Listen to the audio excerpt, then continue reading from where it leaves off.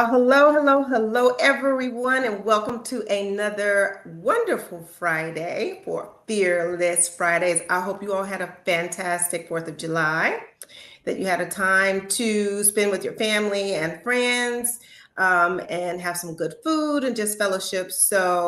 Um, Welcome again to Fearless Fridays, another the place where we have conversation about. You good? I'm good. Okay, sorry.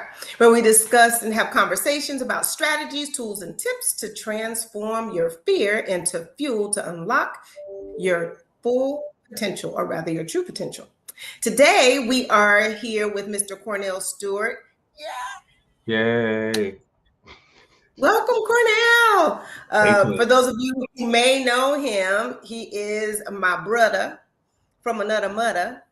But he's also, very wise and has a lot of wisdom around numerous things. And so I invited him onto the show today to have a conversation about physical boundaries. So as we get ready to get into it, as usual, I'm going to read the definition that I am going to use as we go through the items that I relate to physical boundaries and the gems, so that you'll have some context. So for today, physical boundaries refer to limits and personal space that individuals establish to protect their physical well-being, personal privacy, and control over their bodies. They define the physical distance, touch, and access that people have to you. So, with that said, we're going to start our first question off to Mr. Cornel Stewart, as usual. Cornel, what's your definition of physical boundaries? All right. Here's my definition of physical boundaries. Now, I agree with you to a certain degree. And because we're brothers and sisters, we always never agree. That's what makes it beautiful. All right. So, physical boundaries could be protective, but they can also be proactive. So, I'm going to approach it from a proactive perspective. And this is going to be, unfortunately, a long answer, but let me kind of frame it because I'm long-winded.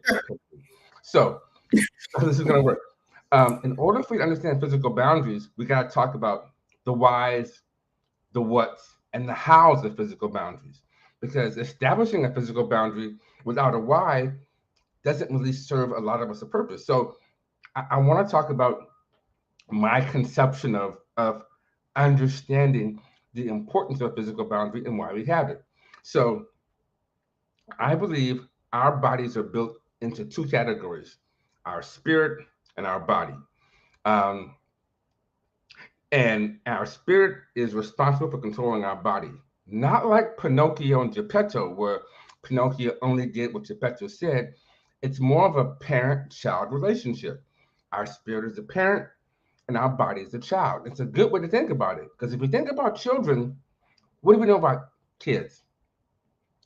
They say between 1 in 5 kids learn the most. That's when they're most uh, um, accepted of knowledge around them. Well, we're the same one. So what we same way. So what we do is with our children, when they're infants, we are very particular about what information we give them, because that is going to shape their mindset and who they become. Well, as parents to the child, that's what we do. But from the spirit to the body, we treat our body the exact same way. We know that our body is designed and made to absorb information.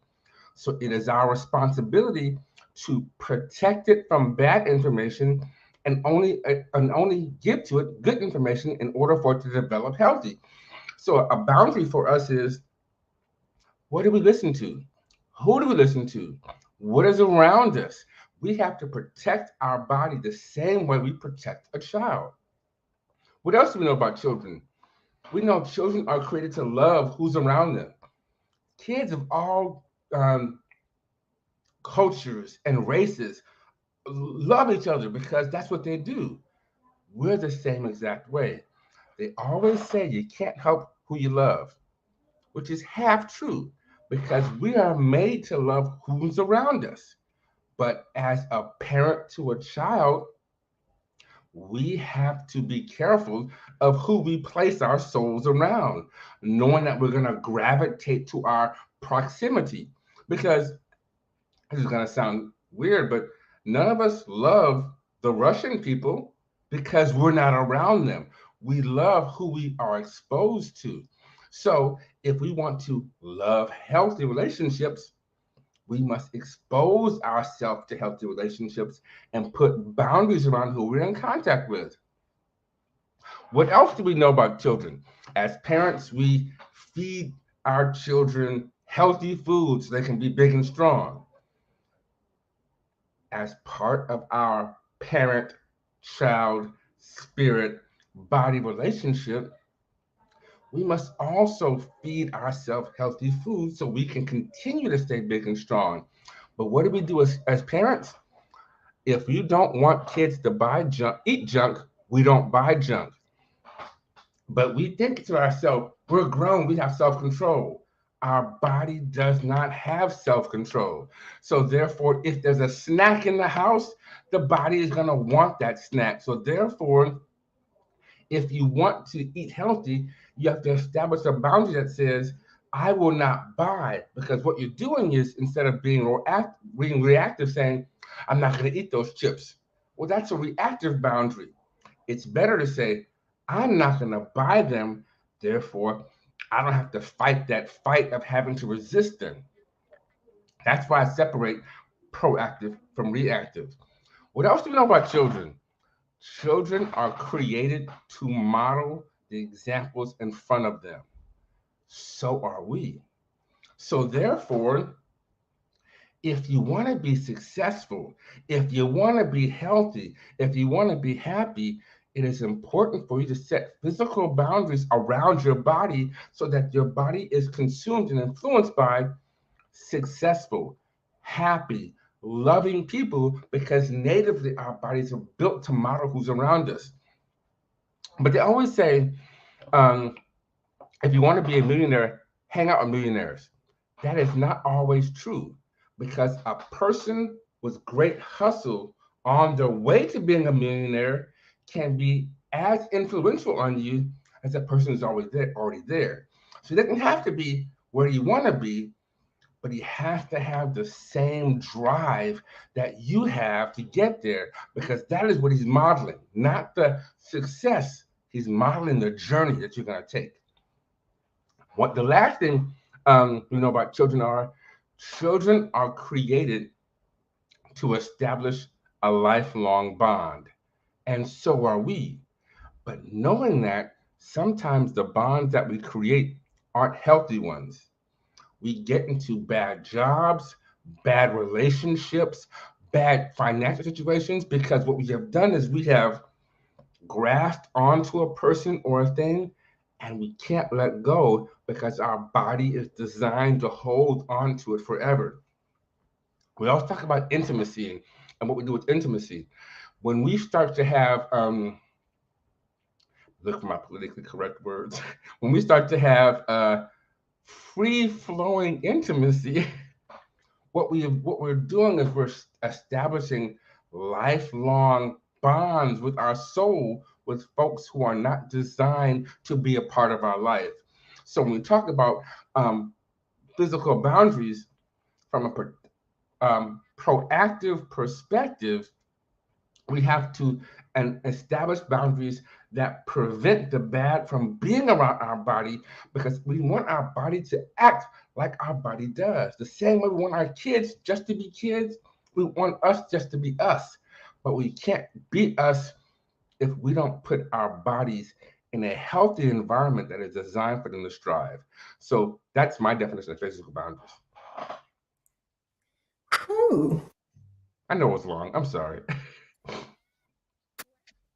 Okay, so given that though, so when we talk about everything that you just mentioned, right, and you talked about how we need to prevent or create those boundaries around us so that we're protecting, as you mentioned, this body, this our mind, our body, our spirit, basically all of these things. How does that relate, or what is your take on as it relates to your professional environment, like, or whatever you're doing. So clearly, it's going to be some crossover, but talk to us a little bit about how do you see, with the way that you explained it, as, from a child, parent to child, and just children in general, how do you see that in a professional setting? On my job, I'm one of the few Black folks in my job. I work in I'm in IT, so just in my environment, not many African Americans. But there is one other African American that I work with closely. And he believes the world is against him. Oh, they hate me because I'm Black. They're always trying to get me. I don't trust anybody.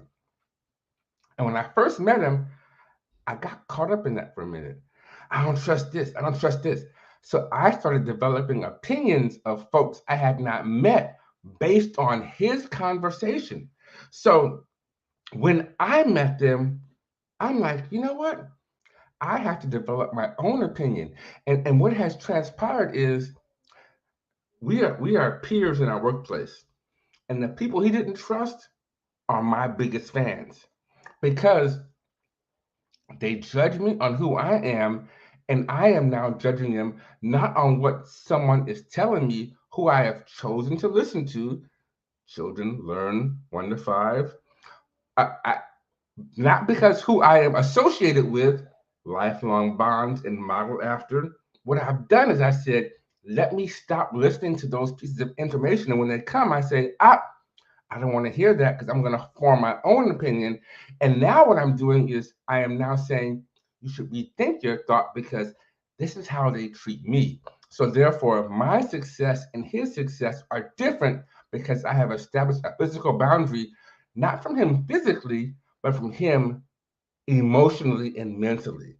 And it's helping me propel my way to success. Even though he acts as a higher rank, my potential and favor is greater because of my different perception of the people I'm working with and for. So when you say that, because you're talking about what you were listening to, right? Because you were, it was having an impact. And I understand that, because just like you mentioned, I was at a conference not too long ago, and there were a group of us sitting together, and it's not something you intend to do. It's just kind of something that starts to happen. But again, to your point, when you recognize that you're taking on a bit of that thought process, or that conversation sort of starts to infiltrate you, as it did. And it wasn't really the best conversation. It was a little bit negative. And I think I'd mentioned this on another Fearless Friday with regards to boundaries.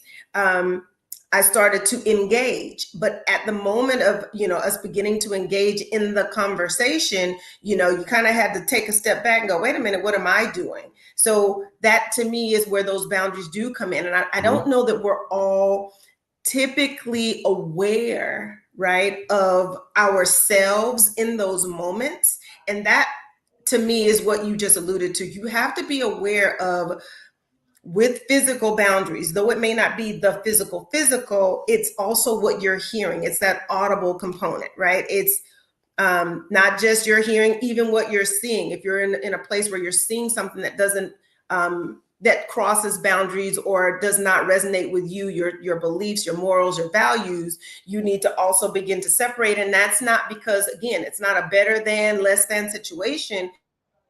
It's just more or less, those are not things that you really believe, or, that you should be engaged in. At least that's how I feel for myself. Would you say that that's I agree. Kind of summing that up? I agree. And I think what helps is establish your own definition of who you are and what you want to become. So when you walk into a situation, you say, is this conversation aligning with who I am? Is it taking me where I want to go? That way, there's never a time where you're confused on what the bar is in regards to, should I be a part of it or should I engage in it? I mean, should I be engaging in it or should I disengage from it? So therefore, you first have to establish who you are and what you are trying to become, and enter every situation, relationship, job, friendship, conversation, brief interaction, traffic scenario, whatever you're getting into, it has to say, Am I engaging in something that is aligned with who I want to become, or should I deviate from this? And that's the measure. So you have to self-identify first. It makes it easy to go ahead and then follow through with your boundaries. So let's go ahead and say hello to Tanya from the YouTube world. And she says, yes, from your own opinions based off who you are. That's how you should be establishing those boundaries. And then we have C. Nicole, who says, establish your own belief system of who you are and what you are trying to become. I love that. So thanks for those comments. Thank you all for joining us. We appreciate you being here. Go ahead. Did you have something you want to say? Mm-hmm. I always add a spiritual component to it, because I use the analogy of children, and I think sometimes, well, I'm gonna speak for me. I have made the mistake of assuming that I am more of an adult than I actually am when it comes to spiritual and my existence on earth. I know I'm older, but that does not mean that I have learned all the wisdom that there is to learn. So what I do is, and instead of establishing my own boundary, my boundaries are established by who God tells me I am. Because to me, that Absolutely. is the only objective definition out there. Everybody can be subjective about their kingliness and queenliness, but it's subjective Right. to what you know, where you've grown up, what your parents taught you. But when you refer back to God's objective definition, then you're like, oh, okay, that's something that I can measure myself based on, because my opinion of myself may falter based on what I see, but I'm Yes. always going to be what God has called me to be, whether I'm at success or still on my way to success. So I just Way want to to add that, success. Yes. add God's Absolutely. opinion, or use God's definition of who you are and what He has called you to be, because that's never going to change. Absolutely. Absolutely. I appreciate that. Um, because those are that's really the guidelines that I know that we all really should be living by, right? That he left us with a roadmap. We need only to read it to Yep. understand it for ourselves and understand, like you said, who we are, whose we are, what his plans are for our lives, and what his promises are to us. And if we just stay in alignment with that, boundaries would be a whole lot easier. Because what's interesting is when I do these segments on boundaries, and I do put up some affirmations, and I kind of got away from them for the last couple of weeks because it seemed like maybe some people were paying attention to them and maybe some weren't. And I'm going to use them and put them in all the affirmations that I've identified as it relates to boundaries into probably some kind of ebook or something. But the one thing I tried to do is on every Sunday is that I go back to the Bible and say, okay, so what does God say about these particular boundaries, and identify scriptures or things that will resonate or that relate back to these conversations. Because funny enough, there is something in there that typically tends to relate right back to these conversations that we're having week to week. So, I mean, what better thing to look, what better place to look when you're really trying to also continue to understand how what his word says about your life. I would encourage you. So if you ever watch my stuff on Facebook, I am the king of foolishness. I'll post foolishness For sure. all day, every day. Yeah. Oh, we see. But I also post biblical and inspirational things. What I have found is, despite the quantity of foolishness that I post, I get a better response from the inspirational. So what that tells me is people need more spiritual inspiration than comedy. It makes them feel better. So I'm just encouraging Yeah. you to continue with the affirmations, because despite what the responses are, from what I have seen, people are motivated and moved more by the spiritual inspiration messages than they are by the other things. Got you. All right. So when we think about then the aspect of physical boundaries, there's been a question that's popped up quite often, right? Personally and professionally. because oftentimes we talk about boundaries and there's all these other things that we all kind of know about. But then there's the ones that we know where we've got bows out, right? Like you standing too close, back up. You know, people are really encroaching in on your space, or you're in my space and you're touching my things, or you're moving my personal property. Or I remember when I used to work at Infinite, when I first started, and I was sitting at someone else's desk. Now, for me, I'm very respectful of people's things. So when I sat at their desk, I really didn't move anything. Or if I did, it was, I would take like a mental photo so I know exactly where it was, so that when I got done using their desk, I can put everything back exactly where it was. But when we talk about physical boundaries, people really have a problem with people encroaching on their space, touching their things, using their stuff, wearing their clothes, combing, using their comb. I mean, there's all kinds of things. So, and those things cross over, right? We just talked about work, but there are also things like that that are at home. How do you, or what is your opinion about, or what strategies or tips, do we have to talk to people about things like that? My opinion might be different than most people. My opinion is figure out what's important. So let's use the examples of desk space and physical space and those kind of things. In the scope of Cornell, should I care about how my desk at work is left? If I am so concerned about the physical layout, and if I'm so worried about people touching my space, it's not as much a boundary thing. It's a feeling of I'm being disrespected. So I have to ask myself, why am I so easily disrespected? I always see extreme examples. If I was a billionaire and someone called me broke, it would just run off me. You can't disrespect me there. So there are certain things about me that you can't disrespect. But if you come to my workplace and you move my pen and I am offended, it's an issue that you have to address on why you are so offended by such trivialities. So therefore, sometimes our establishing of a boundary is a protection of our insecurities, not something that we have to address with the other, something we can address with ourselves. What was it? The priest who did the homeboy business downtown LA, and the news agency said, aren't you afraid of them taking advantage of you? And he says, how can they take advantage if I give my advantage away? Which meant I'm not worried about you encroaching on my boundary, because I'm here for more than just this. So yes. I think before we start to define how we keep our boundaries intact, we got to define the validity of our boundaries, and our boundaries really insecure defense mechanisms. That's real good. I didn't even think to consider that. That's a great statement, though, because I guess even when I think back as you were speaking, and I thought back to the person's desk I was sitting at, and really what the bigger concern was, I'm like, there was some insecurities there. Mm-hmm. And so it's more or less, about that. But I really appreciate even the thought, or the changing of even my thoughts around how important is it, right? Really, how important is it? Because if you needed to comb your hair and there was a comb there and you used it, am I angry that you used the comb, or did I feel like you were disrespecting me? Like really dissecting what is my personal property, Right. Oh, how dare you touch my stuff? Right. It's a comb. Yeah.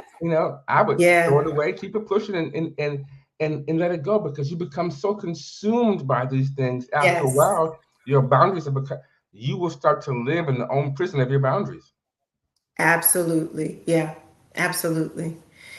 Wow. Okay. That's a really good one.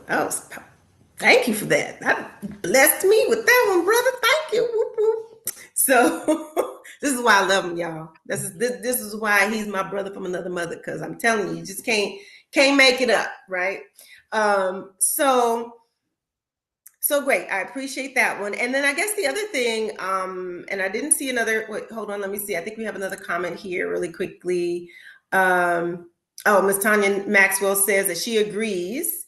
Insecurities can be attached to the unresolved trauma. So Thank you, Tanya, for your comment. There was another question. Sorry, let me just look back really quickly. What was that? That was related to physical boundaries. I'm not seeing it right now, but if I find it, I will get back to it. So with that, the third question, I guess, and we sort of talked about it as it relates to a specific scenario, like we just mentioned.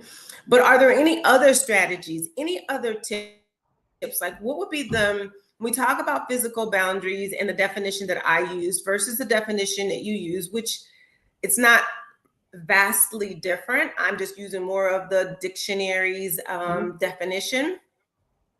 What other things can we do to make sure that we're establishing within ourselves, outside of making sure that we're connected mentally, physically, and emotionally to God, and making sure we're paying attention to our surroundings and people in our space?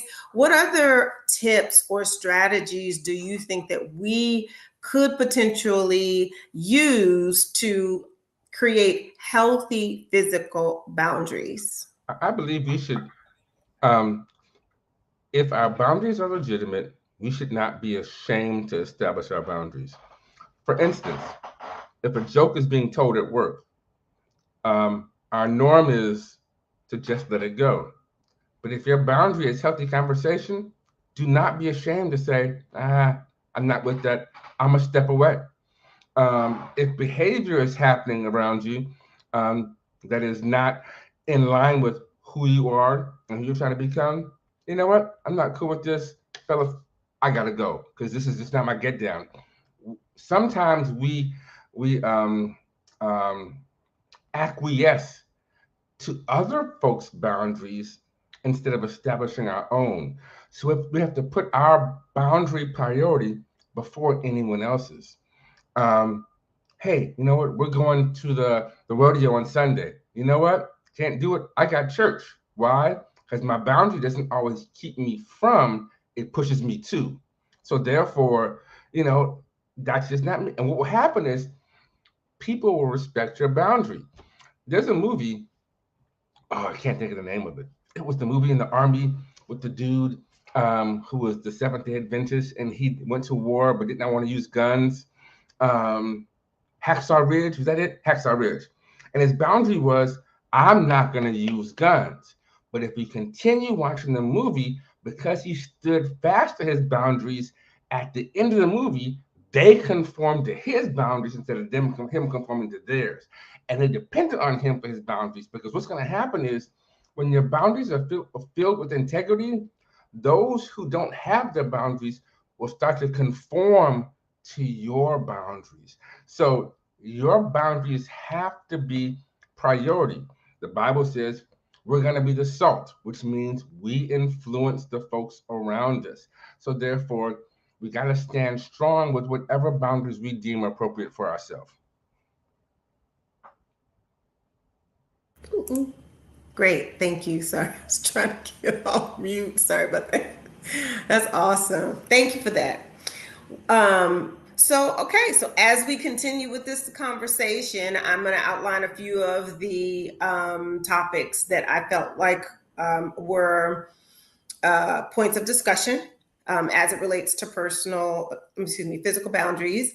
And then feel free to jump in if there's anything else you want to add to it. So the first one that I identified again was personal space, right? Maintaining personal space and physical distance, because people truly do have some concerns around that. We all know during COVID, that was a really crazy time. Somebody step a hair too close to you or off where everybody was on one. Like, what? You too close? Get over there, right? So that's a very extreme situation. We understand why, but I guess why I'm bringing that back to the forefront is that we just have to pay attention that even in those situations, it's not difficult for us to be or to make a polite request. Like, we don't have to be disrespectful. We can ask for our personal space, or we can take the step forward instead of forcing someone to take a step back, right? So it's a way for us to take a look at ourselves. It's easy for us to communicate, as you said, be clear about what it is that you need. Communicate that. We should not be ashamed. If it's something that we feel very strongly about, then talk about it. Especially if it impacts your comfort level. And while you don't have to explain everything, if you're in a situation where maybe it's with someone that you love, or a loved one, or friends or family, however that is, then maybe there is something else that can come along with it. But for the most part, we can take that responsibility upon ourselves, and we don't have to be rude, disrespectful, or any of those things. We can say it with kindness.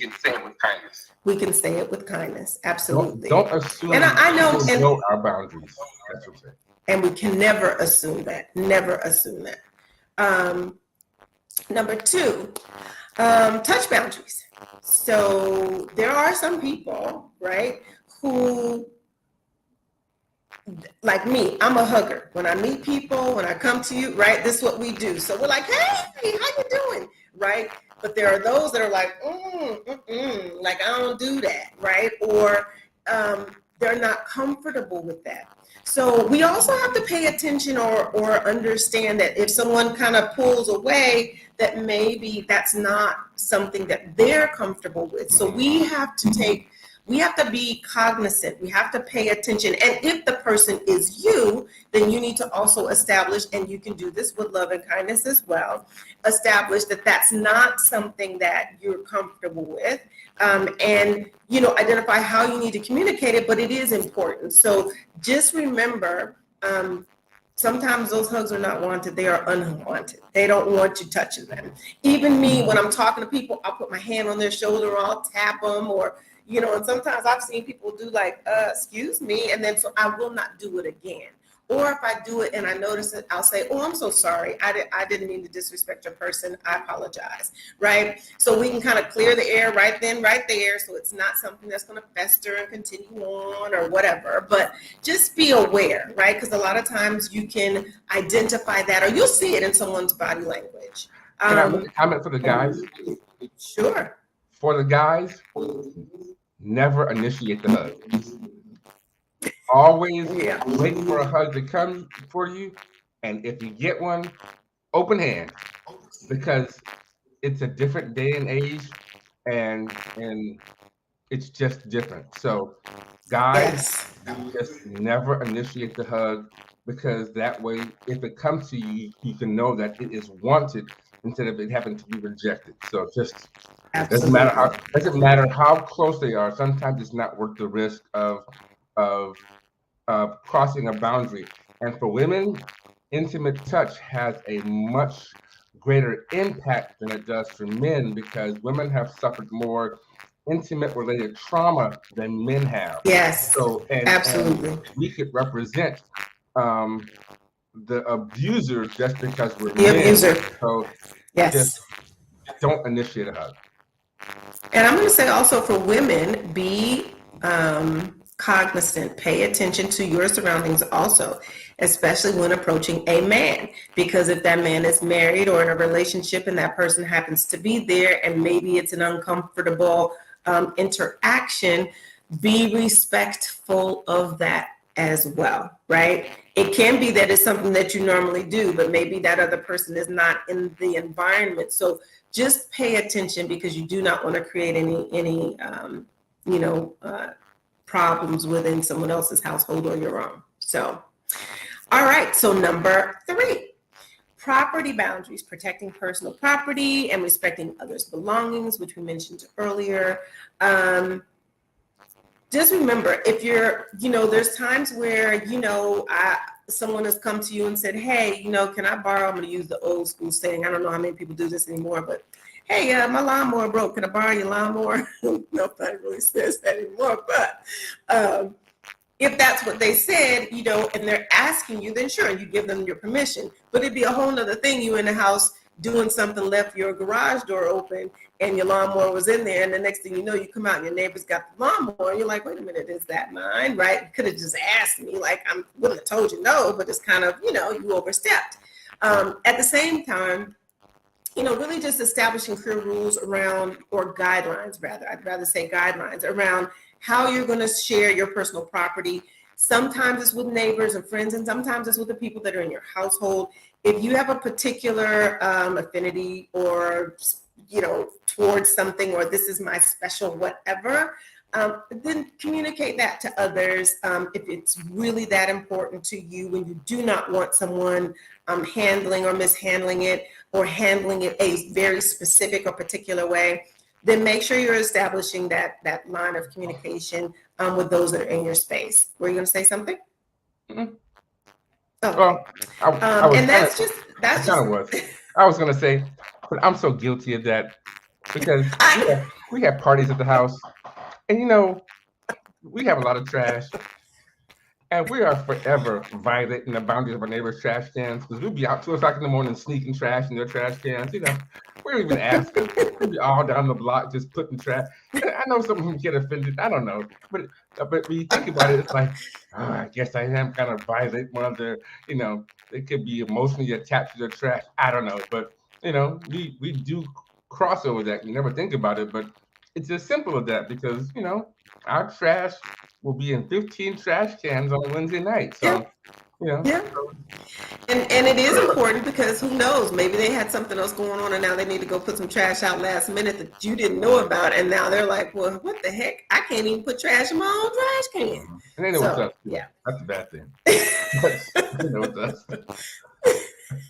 So the other one, our number 4, is time and availability, right? So allocating personal time and setting limits on availability. We spoke about this in another episode of Fearless Fridays, but we talk about physical boundaries, making sure that you are truly available when you say you are. When people require your presence, your time, your attention, and you say yes, you're making you basically are making an agreement, right, to go ahead and go and do these things or spend that time. So if you're going to do it, be cognizant, make sure that you manage your interruptions, the demands on your time, because sometimes you do commit to something that you really don't have you have some time, but you may not have all the time that's necessary to accomplish whatever it is that someone's asking of you. So just, again, for me, that's one I do take quite personally. And I know there are many others that do, or maybe have, because time is precious, right? We cannot get that back. And when we're sharing our time, or I'm giving you my time, I'd like for you to use that wisely. Yes. I talked about at the beginning of boundaries, knowing who you are and what you're going to be. You talked about establishing time. If God is the one who tells you who you are and what your plan is, then establishing time with Him to have that knowledge downloaded to you and reaffirmed to you is also important. So it's hard to walk this path without having the creator of the path having your dedicated attention, so He can share with you the vision of that path. So, so again, it's not just geared towards the horizontal; it's also geared right. It's the vertical. Yes, that's always our statement. It's not just the horizontal; it's the vertical too. So. Communicate, establish communicating boundaries for personal time, learning to say no, right, when it's necessary, and managing expectations is always going to be, critical. And then also make sure you're setting realistic expectations, for yourself and for others. So just practice that. And also sometimes you need to be assertive in your communication. Not the passive aggressive conversation, and not something that's difficult, mean, hurtful, disrespectful, but just a little bit more assertive, right? So now is the time where we'll get to our wonderful gems for this particular topic. We do have, I think, 3 gems, so I'm going to run through those quickly.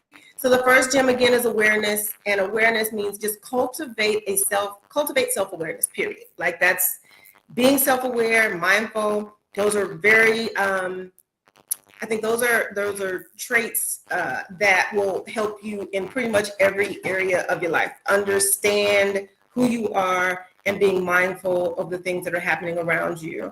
And make sure that you're paying attention to not just my own personal, as we mentioned earlier, or your personal physical boundaries, but also those of the boundaries, the physical boundaries of the people that are around you. And we talked about that earlier.